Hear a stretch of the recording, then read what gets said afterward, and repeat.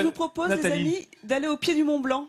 Ah bah, c'est pas très loin, hein. Dans la commune de Passy, il y a une entreprise qui a eu comme idée, comme objectif surtout, de concevoir des produits qui soient les plus adaptés à la montagne, hiver comme été. Imaginez 3000 mètres carrés dédiés entièrement à la nature, à la montagne. Donc j'imagine que pour les passionnés, c'est un véritable paradis. Et pour répondre au mieux à la demande du client, eh bien, il dispose d'un atelier au premier étage qui est consacré à la création, au prototypage. On repense les produits de demain.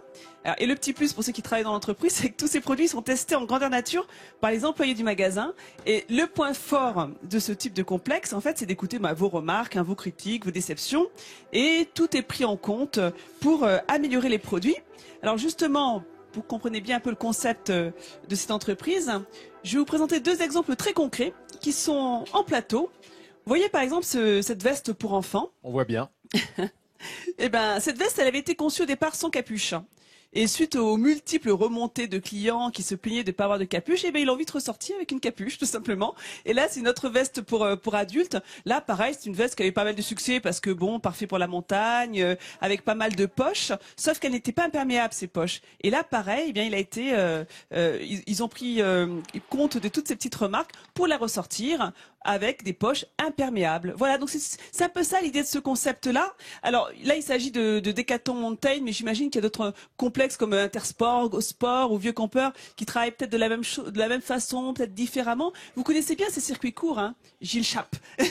Oui, c'est le circuit court. Ça existe aussi au ski. Oui, c'est une très belle entreprise de communication. Voilà, ça existe dans toutes les entreprises. Sauf que on met les ingénieurs, les chercheurs, on les met au contact, place, hein. Directement au contact de la clientèle.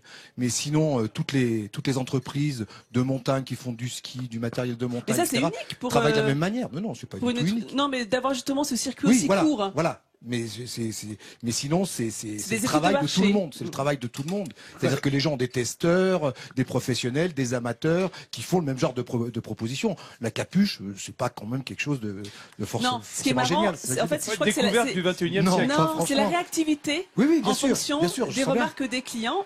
Alors, est-ce que vous avez une petite idée de ce que font les entreprises avec les invendus, par exemple? Mais ils les recyclent. Je sais pas, les fils. Non, généralement, on les met plutôt, ouais. Eh bien, alors certains les recyclent. Maintenant, il y a des fabricants de ski qui récupèrent le matériel, le ski de plus en pour plus. Vous les avez recycler. raison, un peu cette économie circulaire qui se met en place. Eh bien, dans la région, on innove dans ce domaine. Il y a une autre entreprise qui s'appelle Oi, une jeune entreprise, une start-up, qui a une super idée. Je suis sûre que ça va vous plaire, Gilles. Eh bien, ils ont décidé de demander justement aux entreprises de leur faire part de leurs déchets textiles comme matière première pour leur proposer, par exemple, eh bien, des pochettes ou bien des cabas. Donc, le déchet textile devient la matière première. C'est ce qu'on appelle la petite bagagerie, c'est ça? C'est la petite bagagerie, c'est exactement ça. Je trouve que c'est une très bonne sympa idée. On est comme vraiment design, dans, surtout dans en le, plus. oui. Et plutôt que effectivement de jeter aux ces ordures. bouts de Mais ça se fait de déjà beaucoup dans le tissu monde, en nylon, machin, c'est dans bien le monde de de la les récupérer. Dans le monde de la Nathalie. voile, ouais, les sacs, effectivement. Parce qu'il y a de la toile, hein, dans le monde de la voile. Ouais, et parfois, ils gardent même le numéro de la voile, parce qu'effectivement, ça devient des sacs uniques. C'est une bonne idée parce qu'on est vraiment dans cette mouvance du zéro déchet, zéro gaspillage. Et finalement, ça permet, eh bien, d'être créatif.